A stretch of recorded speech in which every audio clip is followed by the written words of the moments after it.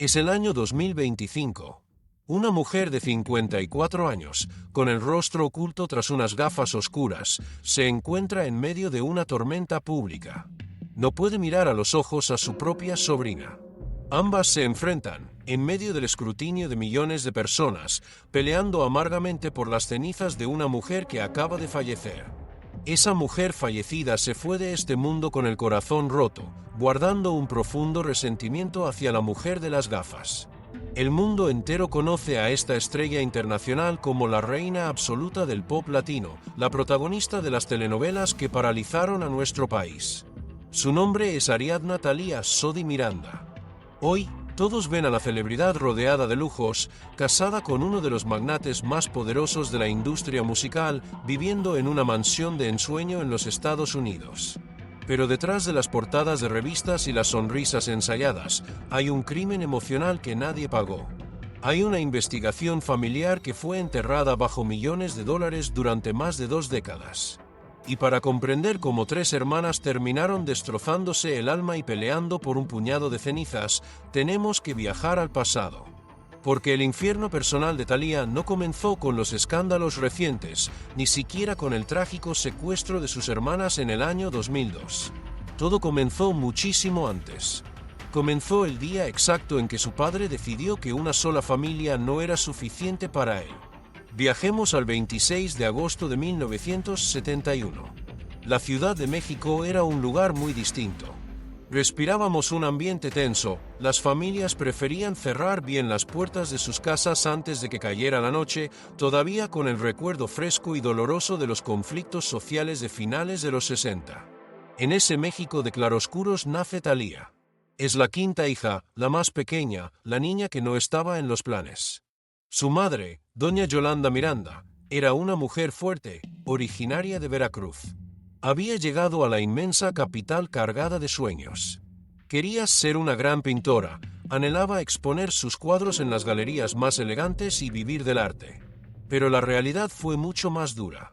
Terminó vendiendo sus lienzos en los mercados de artesanías y pintando retratos rápidos por encargo en las plazas públicas, rogando que algún turista pagara unos cuantos pesos para poder llevar comida a su casa. Por otro lado, la figura paterna era un espejismo. Don Ernesto Sodi Pallares era un hombre de ciencia, un patólogo respetadísimo, de impecable bata blanca. Un hombre que caminaba por las calles con el peso de un apellido ilustre, alguien a quien la alta sociedad mexicana saludaba con reverencia. Sin embargo, don Ernesto escondía un secreto a voces. Tenía otra familia, otra esposa, otros hijos legítimos, otra casa grande al otro lado de la inmensa ciudad. Doña Yolanda lo supo siempre. En realidad, todo el mundo lo sabía. Pero hay que ser honestos y recordar cómo eran aquellos años 70 en nuestro país. Una mujer que amaba profundamente a un hombre casado se enfrentaba a una encrucijada brutal, o aceptaba vivir de las sobras de su tiempo, o se quedaba en la calle, completamente sola y con la carga de sus hijas. Doña Yolanda tomó la decisión más dolorosa y eligió las migajas.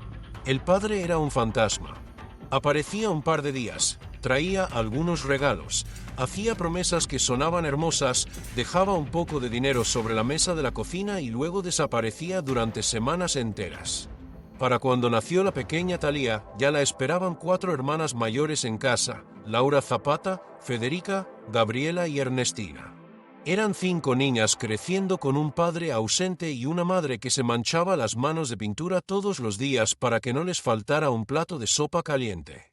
Visualice a esa niña de apenas 4 años.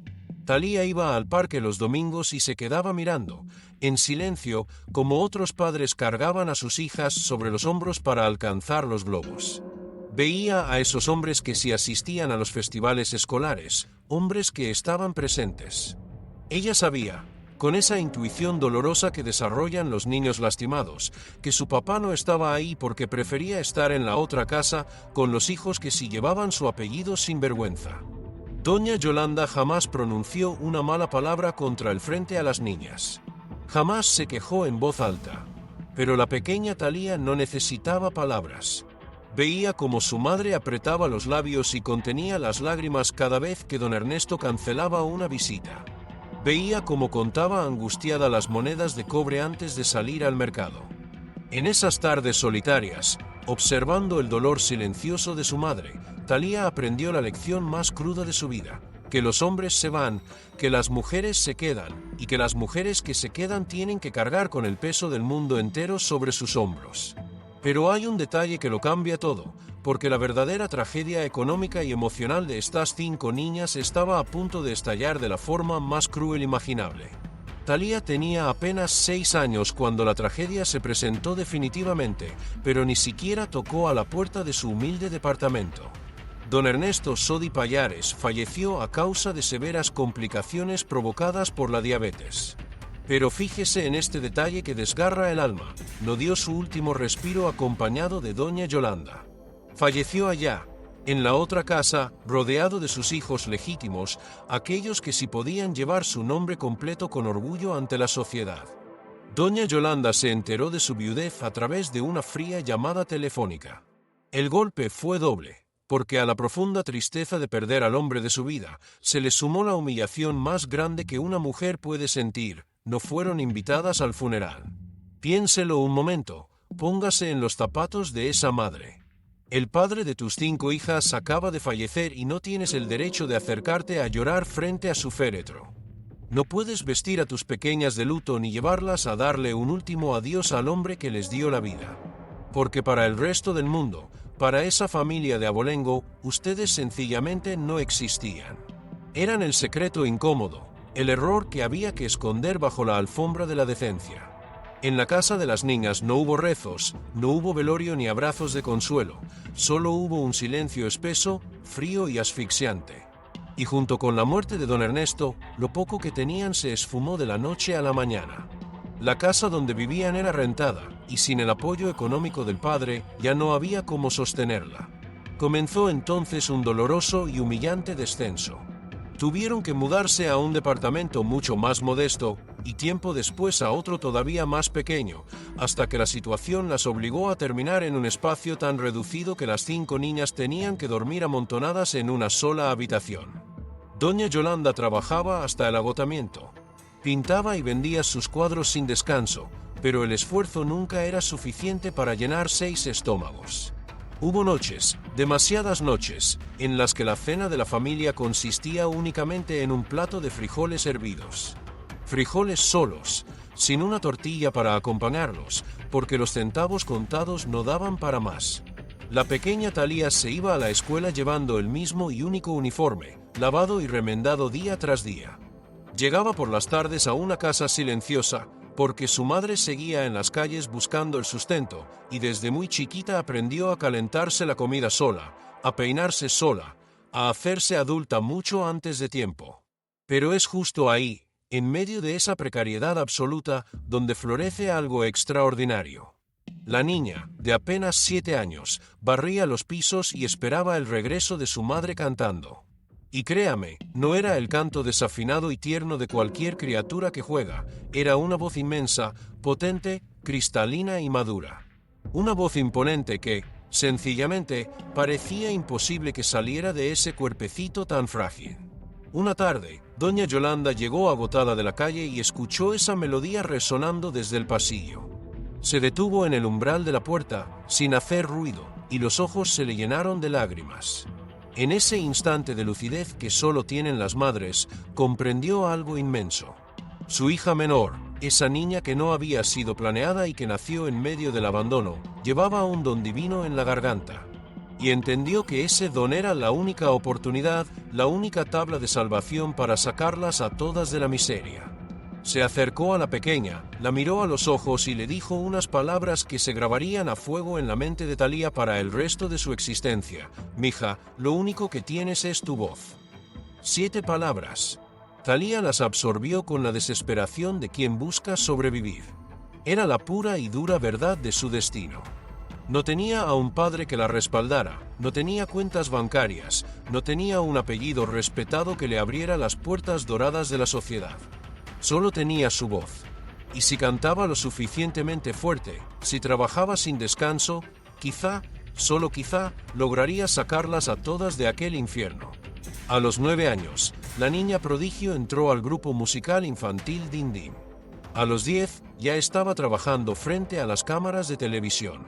Para cuando cumplió los 11 años, ya estaba ganando muchísimo más dinero que su propia madre. Pero hay que entender cómo funcionaba esa dinámica. Cada peso que la niña generaba iba directo y sin escalas a las manos de doña Yolanda. Era la madre quien administraba, quien tomaba las decisiones, quien controlaba cada aspecto de la vida y el dinero.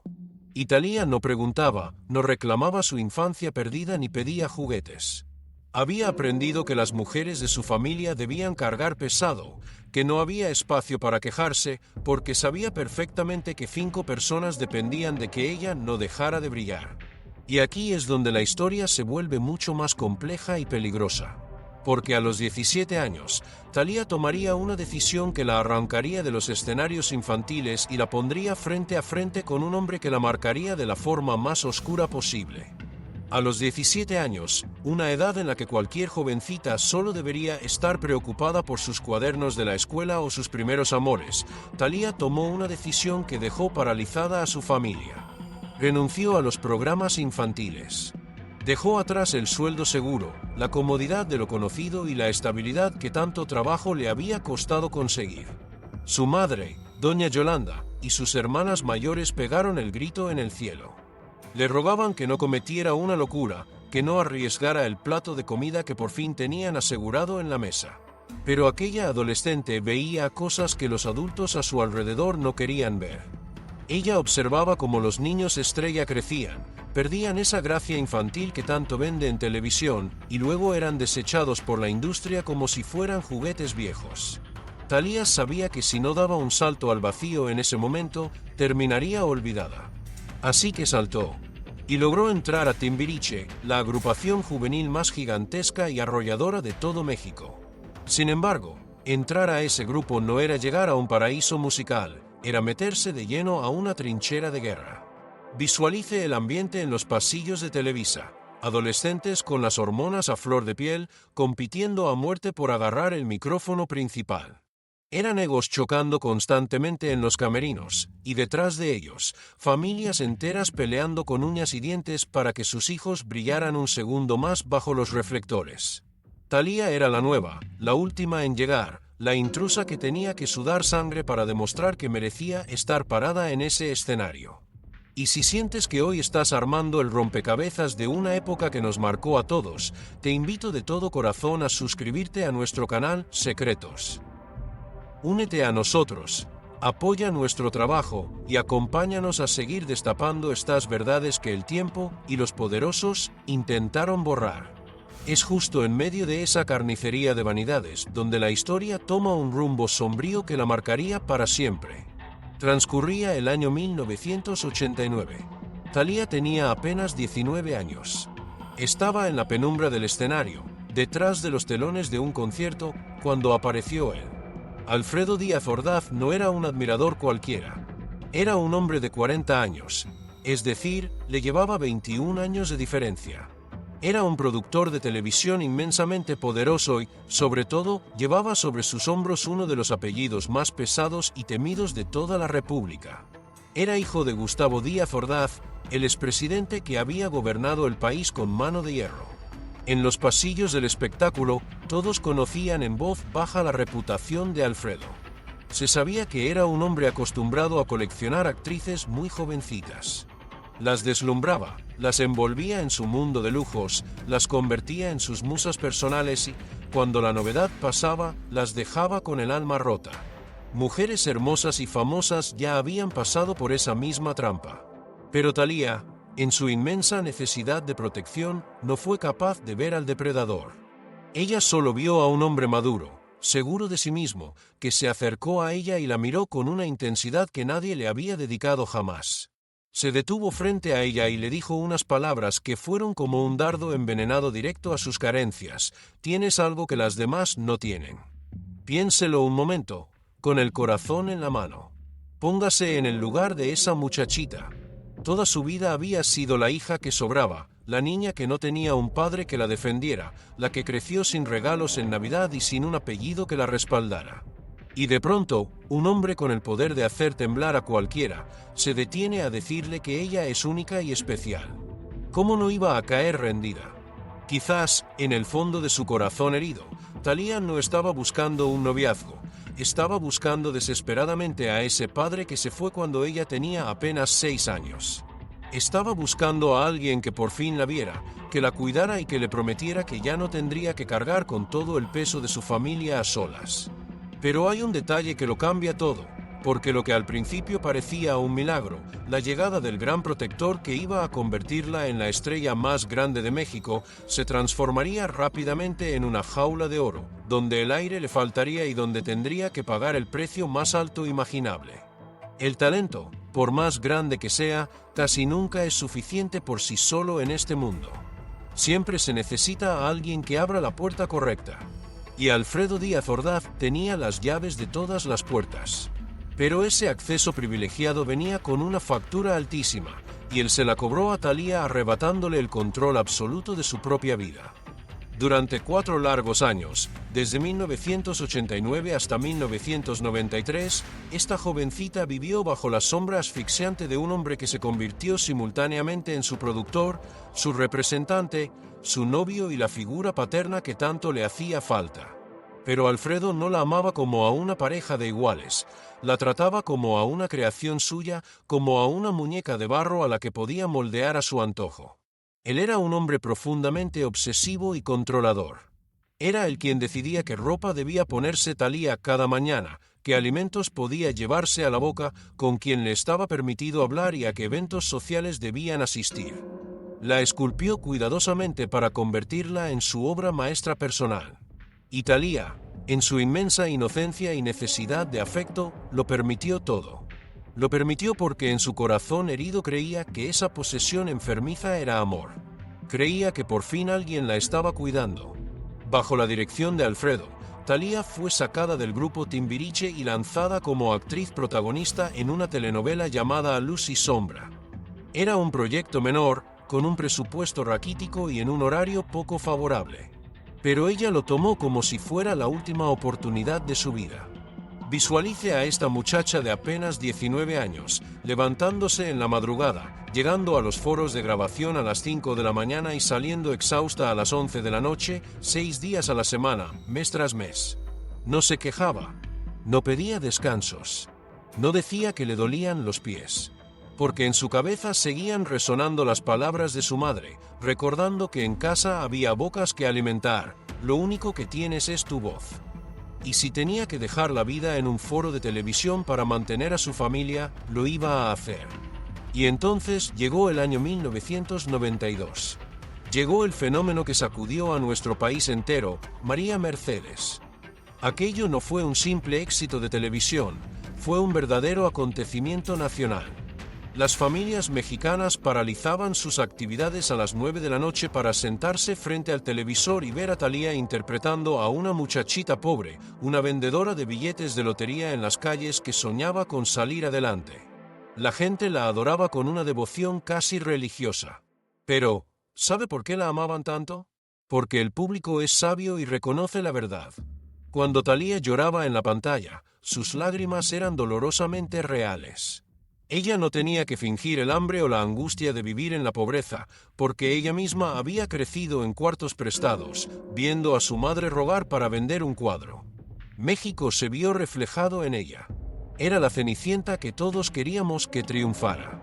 La telenovela rompió todos los récords de audiencia imaginables, superando los 40 puntos de rating.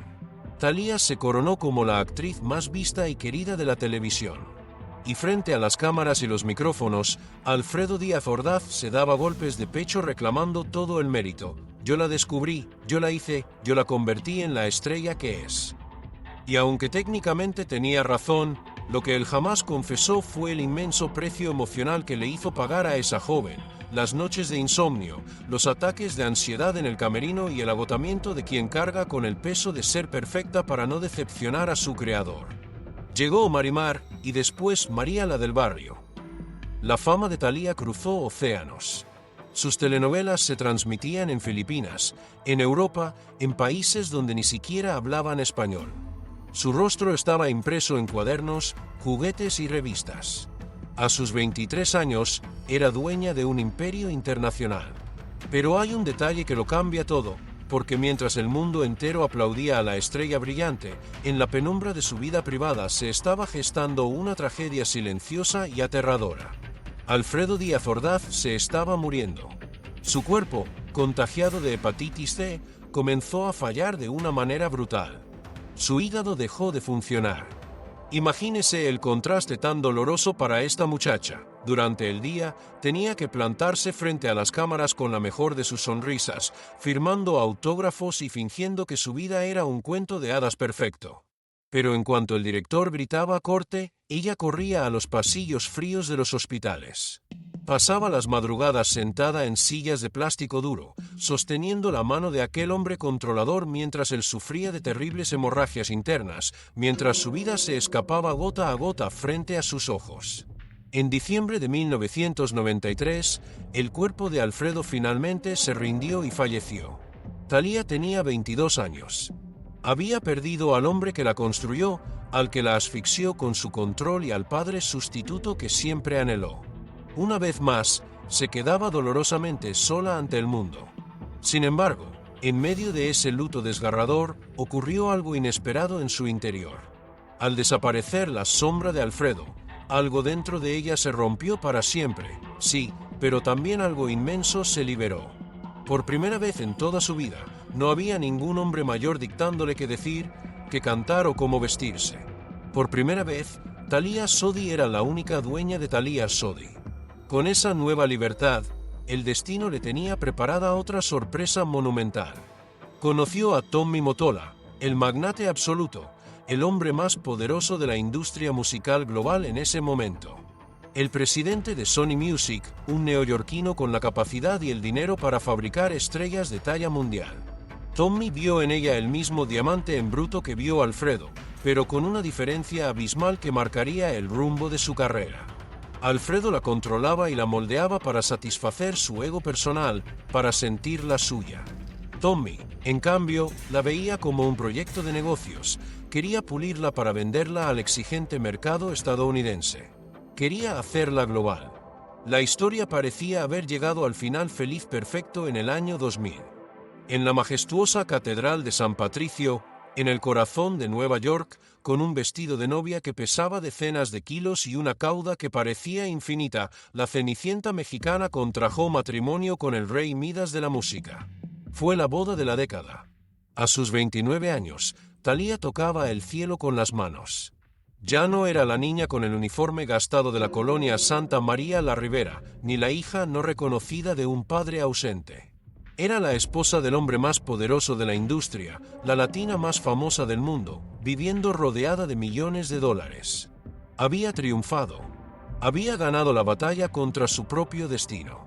Pero mientras ella vivía su sueño dorado en las mansiones de los Estados Unidos, lejos de la realidad de su país, una sombra aterradora se estaba levantando en México. Una sombra que estaba a punto de golpear el corazón mismo de su familia con una violencia indescriptible y que destaparía secretos tan oscuros que ninguna cantidad de dinero podría volver a ocultar. A veces, el destino tiene una manera muy cruel de recordarnos que el pasado y la sangre nunca se pueden dejar atrás por completo. Mientras Thalía saboreaba las mieles de su nueva vida de reina en Nueva York, paseando por las alfombras rojas más exclusivas del mundo, en México se estaba gestando una pesadilla que destrozaría a su familia hasta los cimientos. Nos situamos en la Ciudad de México. Es el 22 de septiembre del año 2002. Imagínese la escena. Son las 8:30 de la noche, una hora en la que el tráfico y el ruido de la capital envuelven todo.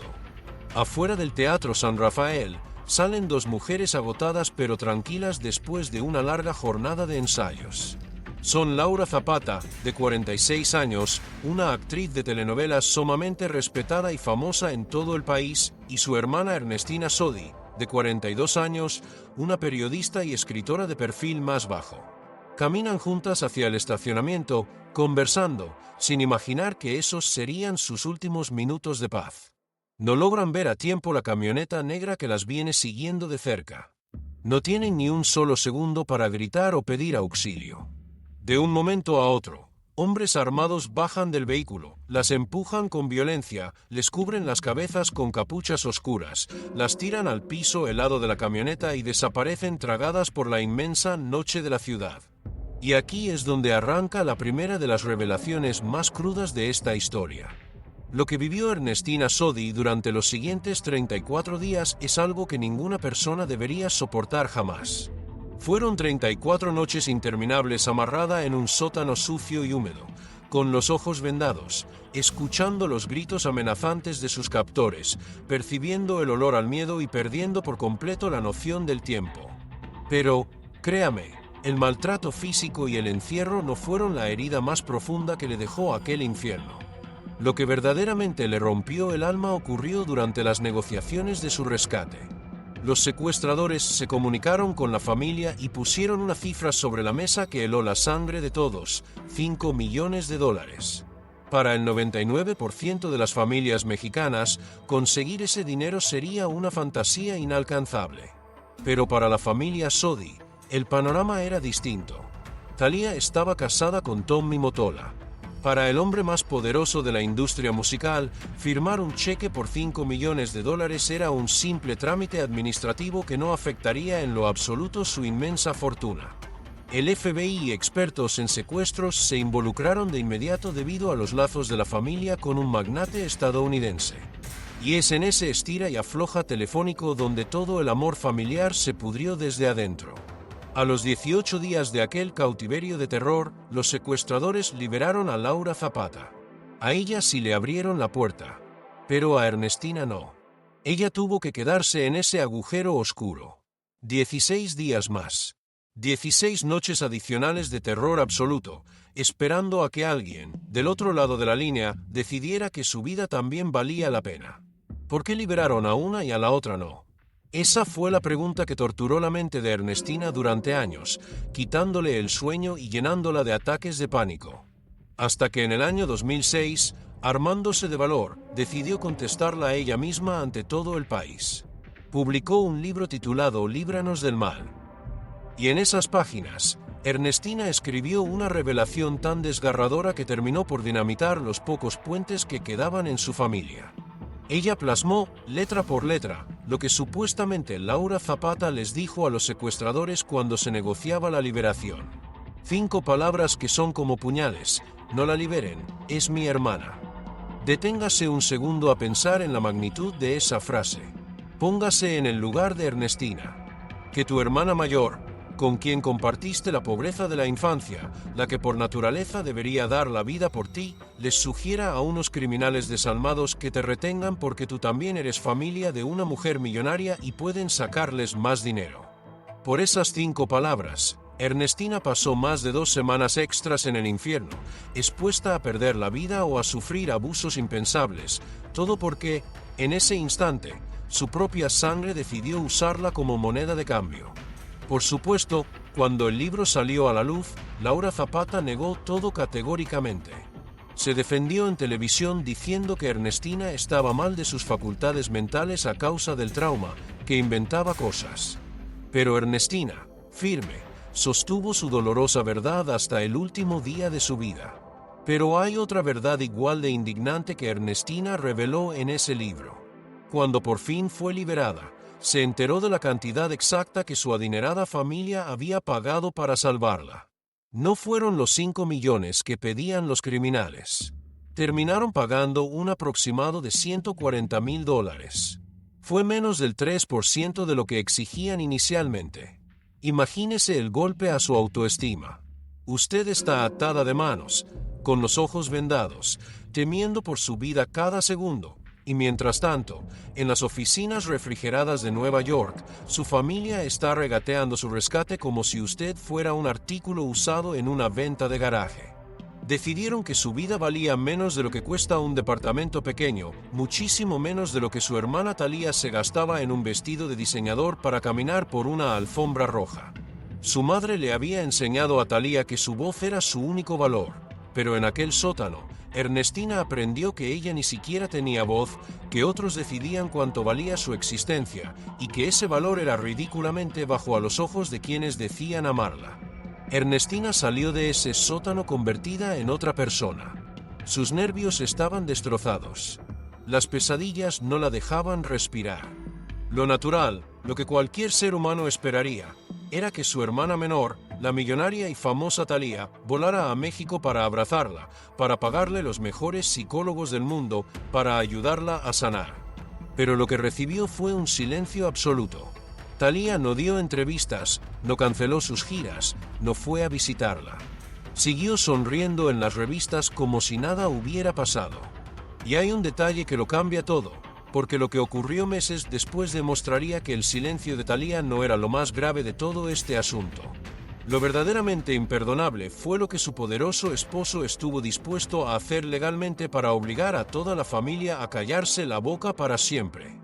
Habían pasado 3 años desde aquella pesadilla que manchó de terror a la familia. Corría el año 2005. Laura Zapata, la hermana mayor, intentaba recoger los pedazos rotos de su mente y de su alma. Como hacen los verdaderos artistas cuando el dolor es tan inmenso que amenaza con ahogarlos, decidió convertir su trauma en arte. Necesitaba sacar de su pecho el olor a humedad de ese encierro, el eco de las amenazas y la angustia de aquellas 18 noches. Su refugio natural era el escenario, así que se sentó a escribir una obra de teatro. La tituló, de manera muy cruda y directa, Cautivas. Aquellos papeles no contenían una historia de ficción para entretener al público un fin de semana. Eran un testimonio sangrante. Laura utilizó los nombres reales, recreó las conversaciones exactas que escuchó en la oscuridad y plasmó los detalles más escalofriantes de las negociaciones. Visualice la escena. El teatro ya estaba rentado, los actores repasaban sus líneas sobre las tablas de madera, la prensa estaba a la expectativa del gran estreno.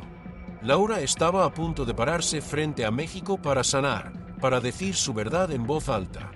Y aquí es donde la historia se vuelve más compleja, porque la respuesta que recibió del otro lado de la frontera no fue un ramo de flores deseándole éxito, ni una llamada de su hermana menor para brindarle apoyo moral.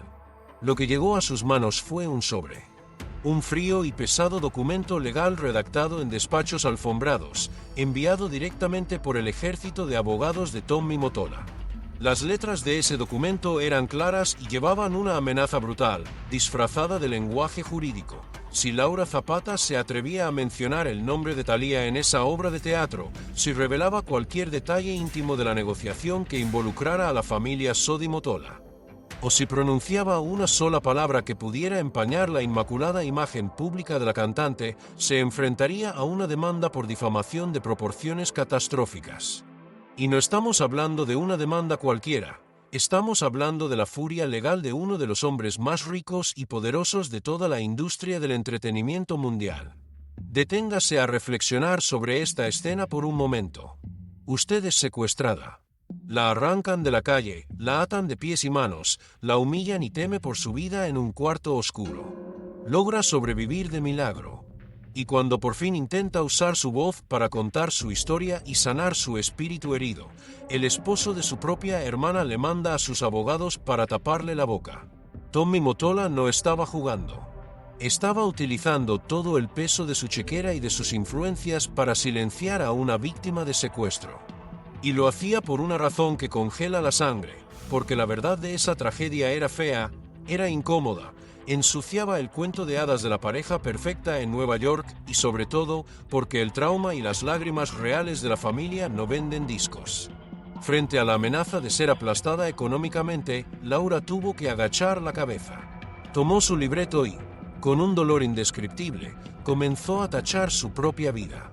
Tuvo que cambiar los nombres, suavizar las escenas, eliminar las partes que le incomodaban a su cuñado y mutilar su propia experiencia. La obra de teatro finalmente se estrenó y los teatros se llenaron durante meses, pero la mujer que estaba en el escenario sabía que el público estaba aplaudiendo una versión censurada. Estaba aplaudiendo una mentira aprobada por los abogados para no molestar a Thalía. Y mientras todo esto ocurría, Ernestina Sodi observaba en silencio.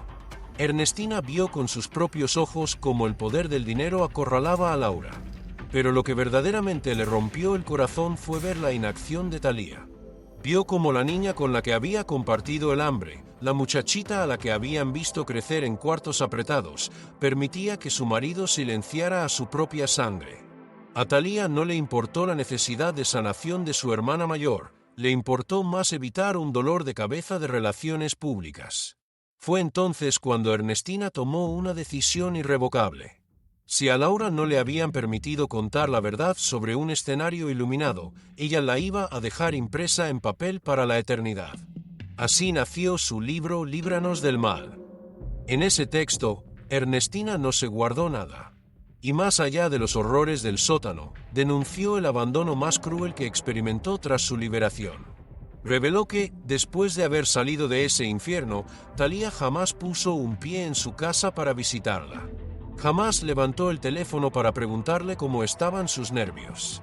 Jamás le ofreció ayuda para pagar a los terapeutas que tan desesperadamente necesitaba para poder volver a dormir con las luces apagadas.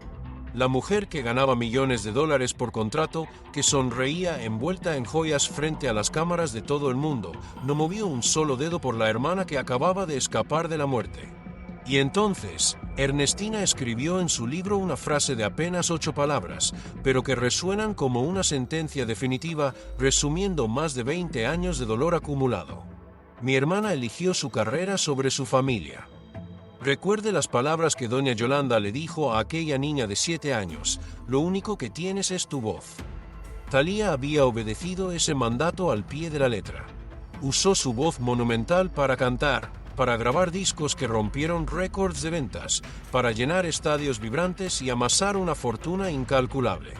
Pero cuando llegó el momento de usar esa misma voz para defender a las mujeres que llevaban su sangre, cuando tuvo la oportunidad de pararse frente a los micrófonos y exigirle justicia a las autoridades mexicanas por el secuestro de su familia, decidió enmudecer. Exigir justicia habría generado preguntas incómodas. Habría manchado la ilusión de su vida perfecta. Habría alejado a los patrocinadores. Así que Thalía eligió el silencio.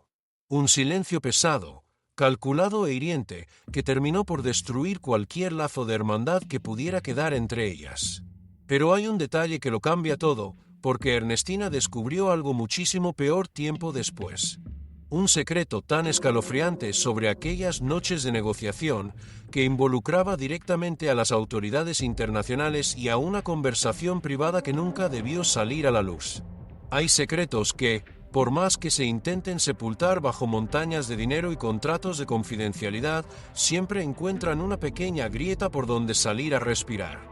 Y lo que le voy a contar a continuación es esa verdad incómoda, esa pieza del rompecabezas que permaneció en la sombra durante décadas y que explica el abismo insalvable que se abrió entre estas hermanas. Aquí viene la tercera de las revelaciones que le prometí al principio de nuestra historia. Visualice el ambiente de tensión absoluta que se vivía durante los días del secuestro. En aquellas salas donde se decidía el destino de Laura y Ernestina, no solo había familiares aterrados.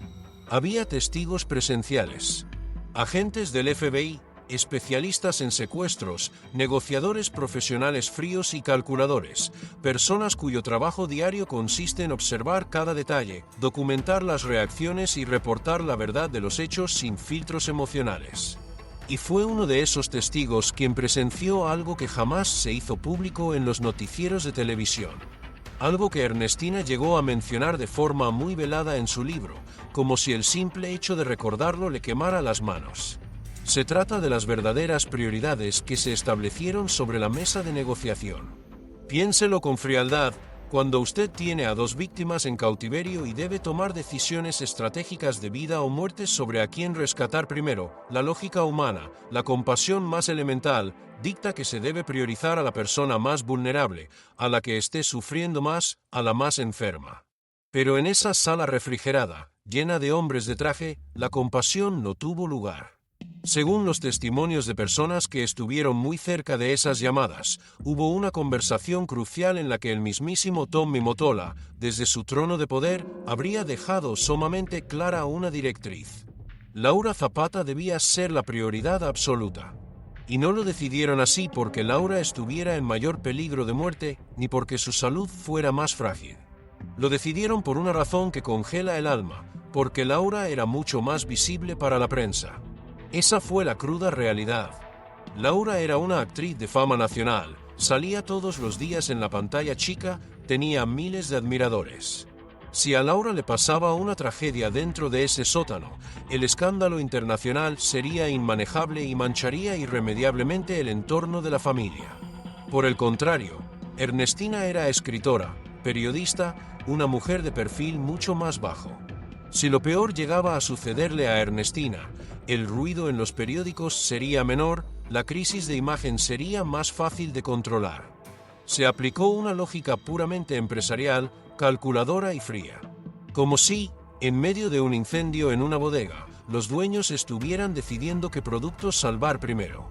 Se salva el artículo más valioso, el que tiene mayor valor en el mercado de las revistas, el que genera más ganancias.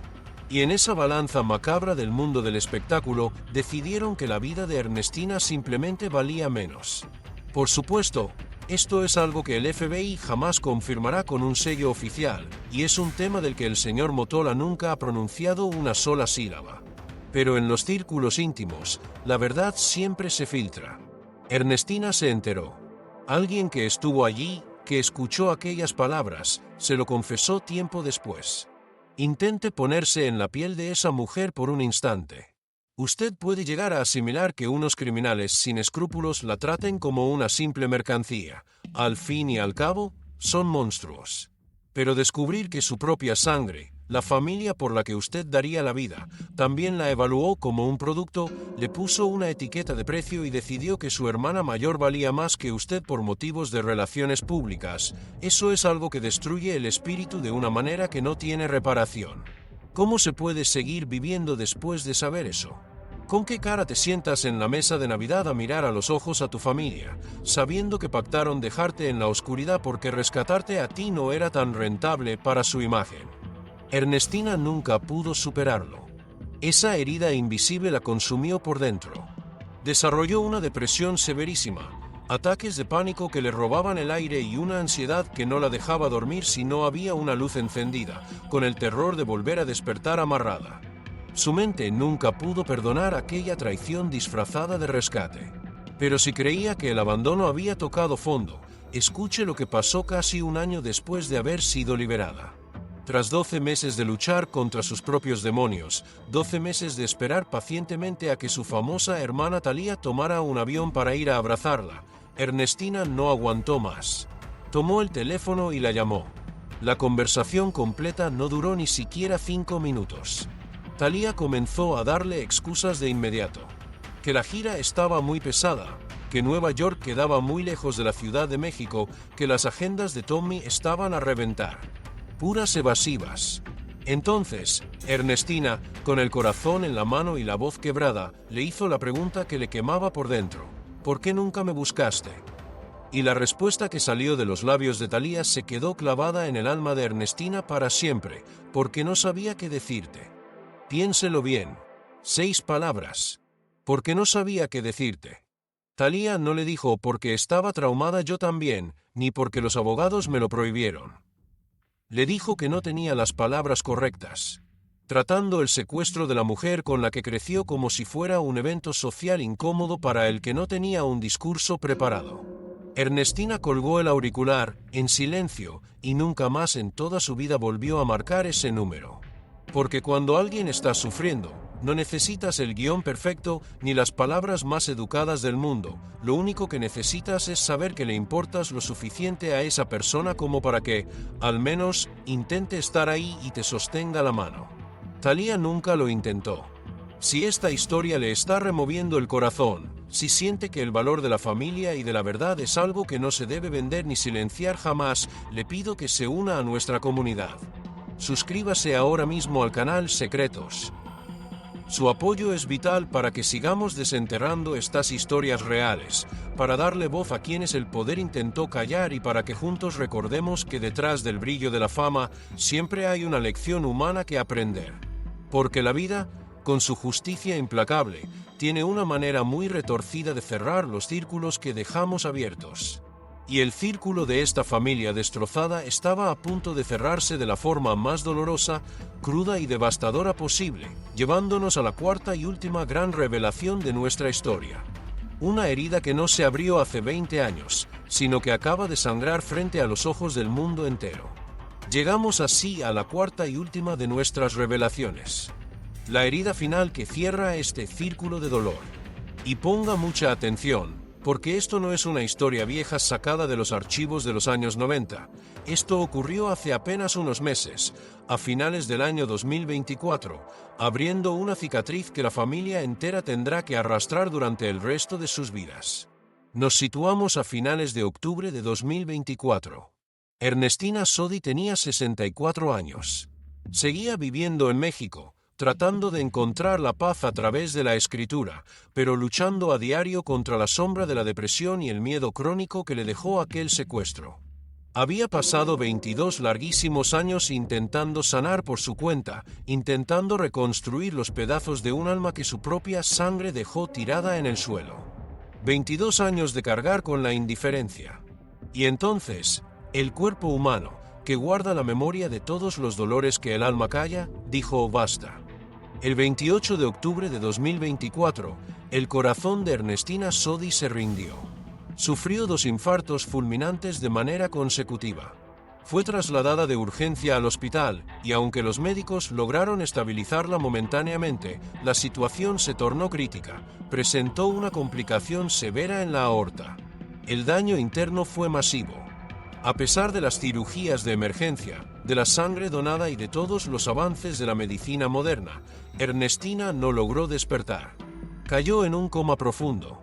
Visualice la crudeza de esa escena en la terapia intensiva. Ernestina estaba conectada a una maraña de cables y tubos. Su pecho subía y bajaba rítmicamente no por voluntad propia, sino porque las máquinas frías empujaban el aire hacia sus pulmones. Su corazón seguía latiendo únicamente gracias a las drogas intravenosas. Pero ella, la mujer que había sobrevivido a la oscuridad de un sótano, ya no estaba allí. El daño cerebral era irreversible.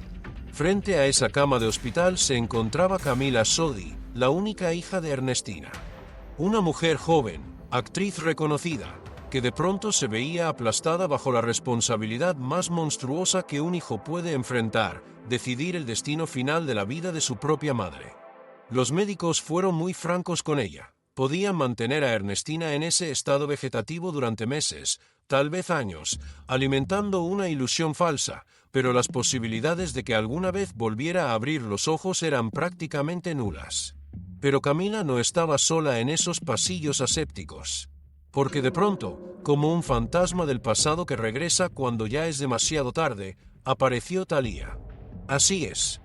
Después de 22 años de un silencio sepulcral, después de no haber movido un solo dedo para apoyarla económicamente o buscarle ayuda profesional tras su liberación, después de permitir que los abogados de su millonario esposo amordazaran la verdad de la familia, Thalía llegó al hospital.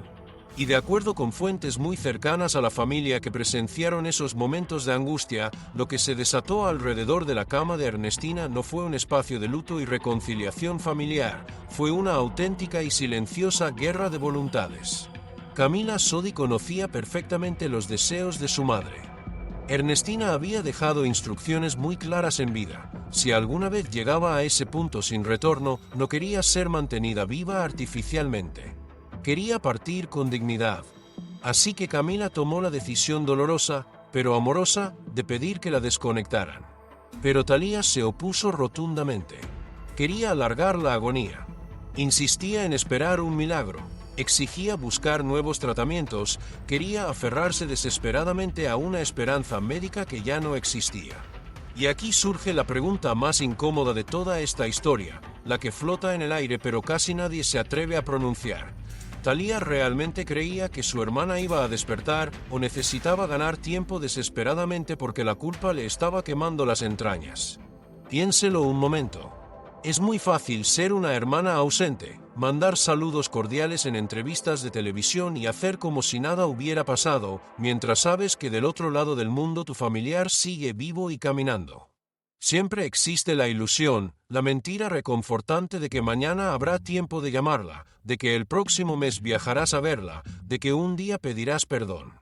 Pero cuando ves a esa hermana tendida en una cama, dependiendo de un ventilador artificial, y sabes que la muerte te está arrancando de las manos esa última oportunidad, la culpa se vuelve asfixiante. Thalía tuvo 22 años. 22 largos años para levantar un teléfono. 8.030 días para tomar un vuelo de 3 horas, tocar a su puerta y decirle: hermana, perdóname. Fui una cobarde, dejé que te humillaran y estuve mal. Pero no lo hizo. Y ahora, frente a la inminencia de la muerte, pedía que mantuvieran a Ernestina conectada a una máquina, quizá no por amor a ella, sino por la imperiosa necesidad de no quedarse sola lidiando con su propia conciencia el resto de su vida. Pero Camila Sodi no cedió. Ella era la hija y legalmente tenía la última palabra. Decidió honrar los verdaderos deseos de su madre. El 8 de noviembre de 2024, finalmente desconectaron a Ernestina. Y ella, por fin, pudo descansar. Se liberó para siempre del trauma, del recuerdo de los secuestradores y, sobre todo, del profundo dolor de saberse rechazada por la sangre de su sangre. Uno pensaría que con el último suspiro de Ernestina, la paz llegaría por fin a esa familia rota. Pero estábamos muy equivocados. Lo que siguió fue una demostración grotesca de hasta qué punto el rencor puede envenenar a una familia. Comenzó una guerra pública, despiadada y sin sentido, por el control de las cenizas de Ernestina. Camila quería conservar los restos de su madre, un deseo completamente natural y comprensible. Pero Thalía también reclamaba las urnas para ella. ¿Para qué? Quizás creía que, conservando el polvo de la mujer a la que abandonó en vida, podría de alguna forma mitigar su remordimiento. La disputa no se quedó en las 4 paredes de una casa, escaló a la vista de todo el mundo. En enero de 2025, las redes sociales y los medios de comunicación fueron testigos de una pelea abierta y humillante entre la tía y la sobrina, desgarrándose vestiduras por los restos de una mujer a la que ambas, a su manera y en distintos momentos, le habían fallado en vida. Como si las cenizas tuvieran el poder de perdonar. Y mientras este circo de rencores se desenvolvía, el propio cuerpo de Thalía ya había empezado a pasarle su propia y dolorosa factura, cerrando así la historia con una ironía verdaderamente trágica. A finales de la década de los 2000, cuando Thalía saboreaba el clímax de su poder internacional, viviendo rodeada de millones de dólares en su palacio en los Hamptons, comenzó a sentirse abrumadoramente exhausta. Visitó a los mejores médicos del mundo, buscando una explicación para los dolores articulares y la fatiga que le impedían siquiera ponerse de pie. El diagnóstico definitivo llegó como un balde de agua fría: la enfermedad de Lyme. Una infección bacteriana severa que ataca directamente el sistema nervioso, provocando dolores crónicos paralizantes y debilidad extrema. Una enfermedad para la cual el dinero de Tommy Mottola no puede comprar una cura definitiva. Piense en la amarga ironía de este giro del destino. Durante 22 años, Thalía ignoró el dolor crónico de su hermana Ernestina. Decidió mirar hacia otro lado cuando su hermana necesitaba ayuda para sanar. Argumentó que su carrera, su voz y sus giras eran su prioridad absoluta, tal y como le había enseñado su madre de niña. Y ahora, es su propio cuerpo el que la traiciona. Hay días en que la enfermedad no le permite levantarse de la cama. Sus articulaciones duelen, la fatiga la ahoga, e incluso esa voz monumental que la sacó de la pobreza y por la que sacrificó a su propia familia, a veces se quiebra y le falla por completo. Thalía hoy tiene 54 años. Sigue casada, sigue teniendo cuentas bancarias repletas de dinero y propiedades de lujo. Pero la mujer que una vez fue el ídolo indiscutible de todo un continente, hoy vive encerrada en una guerra silenciosa contra su propia salud y contra el peso aplastante de su culpa. Porque puedes tener millones de dólares para comprar el silencio de la prensa, pero no puedes comprar la paz de tu propia mente. No tienes a Ernestina. Laura Zapata te ignora por completo. Y tu sobrina Camila te culpa a los ojos de todo el mundo. Tienes un imperio, pero no tienes a nadie con quien compartirlo. Esta es la historia real, cruda y sin maquillaje de la mujer que conquistó el mundo entero, pero que en el camino de la ambición decidió soltarle la mano a su propia sangre. Y nos deja la lección más desgarradora que podemos escuchar: la fama no te corrompe, ni el dinero compra la felicidad. Esas son frases vacías. La verdadera lección es que en esta vida solo hay tiempo para arreglar las cosas mientras el corazón de la otra persona sigue latiendo. Porque de nada sirve amasar una fortuna incalculable si cuando te des cuenta del error que cometiste, a quien debes pedirle perdón ya se ha convertido en polvo. Si el dolor de esta historia tocó alguna fibra de tu corazón, si recordaste esa llamada que tienes pendiente, esa disculpa que no te atreves a dar o ese resentimiento que sigues alimentando, te lo pido, no esperes más. El tiempo no perdona y la muerte no da segundas oportunidades. Comparte este vídeo con las personas que amas, compártelo con aquel que necesita escucharlo hoy.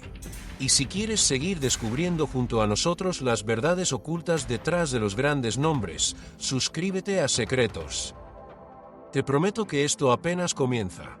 La próxima semana te revelaré la historia de otra leyenda mexicana. Otra estrella que también creyó que su carrera valía más que su propia familia, y que en un quirófano, en cuestión de segundos, lo perdió absolutamente todo. ¿Quién es? Lo descubrirás en 7 días. Nos vemos entonces.